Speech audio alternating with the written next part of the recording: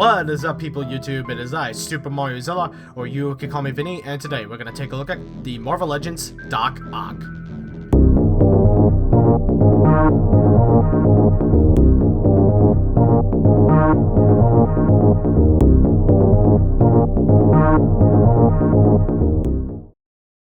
Doc Ock was once a scientist who wanted to benefit the world with his genius. Unfortunately, he suffered an accident where he fused with his robotic tentacles, and it caused him to go insane.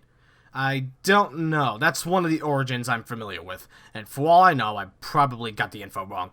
This figure was revealed at New York Toy Fair, and everyone went crazy for it, except those tentacles.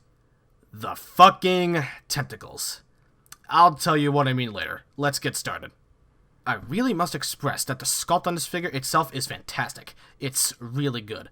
The paint is just okay, nothing amazing, but nothing awful. The head sculpt is great. Doc Ock's ferocious, angry look is captured nicely. The glasses are a nice sculpt and a nice neon green, and the paint is not too bad. The eyes underneath are painted, and mine did not turn out too nice, but at the very least it's not terrible. The body sculpt is a chubby sculpt with a regular green color. We can see that the chest is much smaller than the stomach. The back is where the tentacle bases are, and it looks very nice. Paint is not that bad, but the orange slop ended up on places where it shouldn't be. I know I said the paint is not awful, but it's rather sloppy. Perfect example is the orange belt. Not very good paintwork. And trust me, I've seen better for a Marvel Legend. The arms has a wrinkly sculpt and some muscles bulging out. The green they used is a nice green. The orange gloves are a separate piece, so we get no paint problems. Besides that, the gloves have a nice sculpt. The legs also has a nice sculpt with the various creases and stretch marks. It looks really nice here. It gets slightly wrinkly to extremely wrinkly up to the boots. The boots is the same color orange as the gloves and the belt. Like the gloves, they are a separate piece, so we don't get paint issues.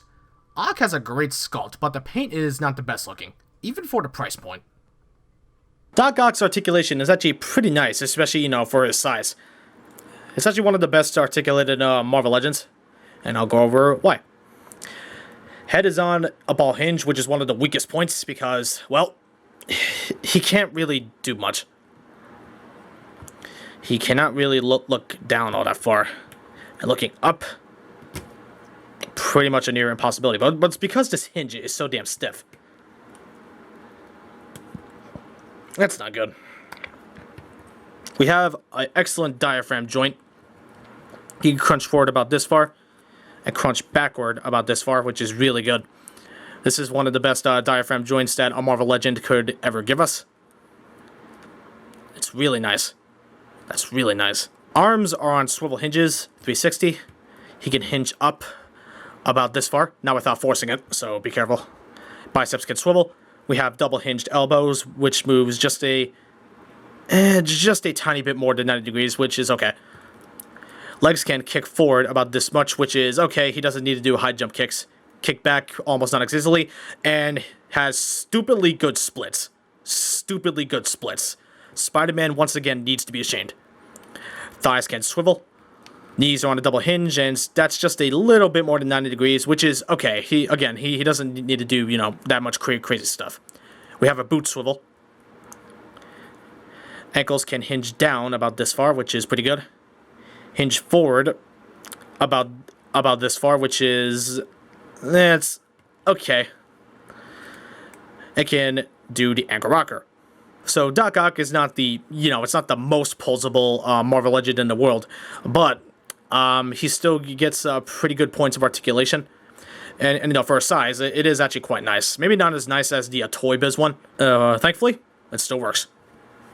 Ock stands just about 6 inches to the top of his head. Here are the comparisons. Here he is with the Figure Arts Tony Stark and Ant-Man. Here he is with the Marvel Legends Cloak and Dagger. Here he is with the Marvel Legends Elektra and Daredevil. Here he is with the Marvel Legends House of M Spider-Man and the Scarlet Spider Spider-Man. And finally, here he is with the Figure Arts Black Panther and Marvel Legends SPDR. I don't know how to pronounce that. I apologize. Ock is just the right size. He was never that big, so this is a near perfect scale. Pretty good. His accessories are his tentacles, and they're shit. They are not posable at all, which is an extremely missed opportunity, and the design of them is just so bad. The lack of posability would have easily been forgiven if the sculpt of these were better. Once attached, you can see what I mean. 2 tentacles are almost grabbing his face, while 2 others are facing backward, which is friggin' goofy. What were they thinking? And you can't balance him walking on the tentacles either because he's too heavy.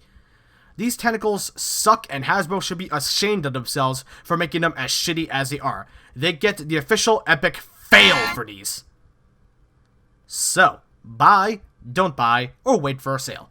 The core figure itself is great, but if you want to get the most out of your Doc Ock, you need to replace those tentacles. I don't recommend buying the Toy Biz version just for the tentacles, because that version is not cheap nowadays. No worries, I can link you to a tutorial to modify and customize your Doc Ock to get these tentacles replaced. Link to the tutorial is in the description. Hasbro missed the mark to make this the best Doctor Octopus figure. I do recommend this if you need a Doc Ock, but you should get them now rather than later, because people are trying to get a lot of these. With that being said, I'll give Doc Ock a 7 out of 10. Well, that's it. Thanks guys and gals so much for watching. If you liked this video, hit that like button. If you would like to be updated on when new videos goes up, be sure to subscribe. If you want to be notified when new videos go live, be sure to hit that bell icon. And if you want some behind the scenes stuff, be sure to follow me on Instagram. Link to it is down below. I'll see you all in the next video. Peace out.